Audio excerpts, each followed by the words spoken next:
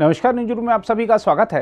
राष्ट्रीय स्वयंसेवक संघ के प्रमुख मोहन भागवत ने कहा है कि इस्लाम धर्म भारत में ही सुरक्षित है। साथ ही उन्होंने कहा है कि हमें आपस में लड़ने की बजाय सीमा पर बैठे दुश्मनों को अपनी ताकत दिखानी चाहिए। भागवत ने यह भी कहा है कि हमें अपने पूर्वजों का गौरव है, लेकिन हमें उनकी गलतियों का कर्ज भी चुकाना पड़ेगा। हम आपको बता दें कि भागवत ने गुरुवार शाम को संघ शिक्षा वर्ग, जो कि आरएसएस कैडर के लिए प्रशिक्षण शिविर होता है, उसके समापन समारोह को संबोधित करते हुए यह बातें कहीं। उनके संबोधन के अलग अलग मायने निकाले जा रहे हैं। हम आपको बता दें कि अभी 2 दिन पहले ही अमेरिका यात्रा पर गए कांग्रेस नेता राहुल गांधी ने कहा था कि भारत में अल्पसंख्यक समुदाय निशाने पर हैं। ऐसे में भागवत के बयान को राहुल गांधी के आरोपों की काट भी बताया जा रहा है। भागवत के संबोधन की बड़ी बातों को देखें तो उन्होंने कहा, पूरी दुनिया में इस्लाम का आक्रमण हुआ, स्पेन से मंगोलिया तक छा गया। पूरे दुनिया में इस्लाम का आक्रमण हुआ, स्पेन से मंगोलिया तक छा गया। धीरे धीरे कालक्रम में वहां के लोग जागे, उन्होंने आक्रमणकारियों को परास्त किया, तो अपने कार्यक्षेत्र में इस्लाम सिकुड़ गया। सब ने सब बदल दिया।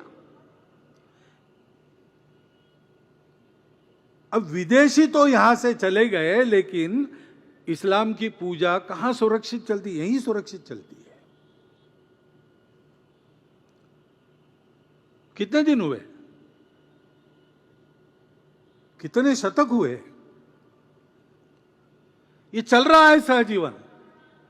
इसको न पहचानते हुए और आपस के भेदों को ही बरकरार रखने वाली नीति चलाना, ऐसा करेंगे तो कैसा होगा? किसी ने इसको समझाना चाहिए ना। ये समझदारी पक्की होती तो हम अलग दिखते हैं इसलिए अलग है, इस विचार से देश नहीं टूटता। ये मातृभूमि हमारी है। ये भूल कर हमारी पूजाएं अलग अलग है, 2-4 विदेशी भी है, फिर भी एक समाज के नाते हम इस देश के हैं। हमारे पूर्वज इस देश के पूर्वज हैं। इस वास्तविकता को क्यों हम स्वीकार नहीं कर पा रहे हैं? हमारी जो विशिष्टता है, विविधता है, वो हमारे अलगाव का कारण बनती नहीं, बाकी दुनिया में बनती है। लेकिन हमारे देश में प्राचीन समय से सबको समन्वय के साथ साथ चलाने वाली संस्कृति विद्यमान है। अपने देश की एकता, अखंडता, एकात्मता को कायम रखना, ये हम सबका प्रयास होना चाहिए। और अगर उसमें कुछ कमी है तो सबने मिलकर ठीक करना चाहिए। केवल दोषारोपण से काम थोड़ी चलने वाला है।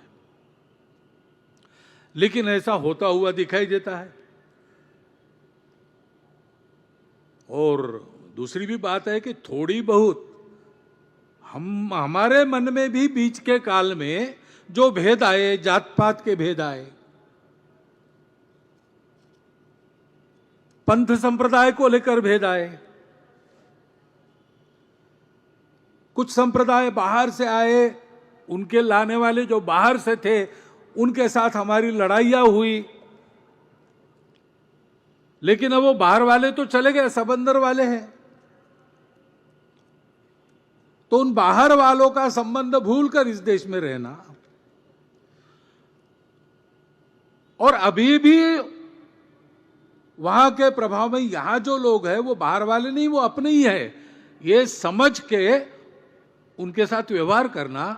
अगर उनके सोचने में कोई कमी है तो उनका योग्य प्रबोधन करना हम सबकी जिम्मेवारी है। भागवत ने यह भी कहा कि भारत की एकता और अखंडता के लिए देश के प्रत्येक नागरिक को प्रयास करना चाहिए। भागवत ने कहा कि भारत ने वैश्विक आर्थिक संकट और कोविड-19 महामारी के दौरान सभी देशों में से सबसे अच्छा प्रदर्शन किया। उन्होंने कहा कि भारत को इस साल G20 की अध्यक्षता मिली और इस गौरव को महसूस किया जा सकता है। उन्होंने कहा कि हमारे समाज में धर्म और पंथ से जुड़े कई विवाद हैं। उन्होंने कहा, हम सीमा पर बैठे दुश्मनों को अपनी ताकत नहीं दिखा रहे हैं, बल्कि हम आपस में लड़ रहे हैं। हम भूल रहे हैं कि हमारा देश एक है। भागवत ने कहा, भारत की एकता और अखंडता के लिए सभी को प्रयास करना चाहिए।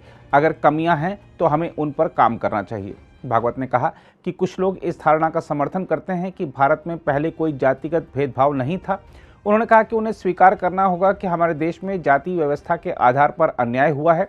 उन्होंने कहा, हमारे पास अपने पूर्वजों का गौरव है, लेकिन हमें उनकी गलतियों का कर्ज भी चुकाना पड़ेगा।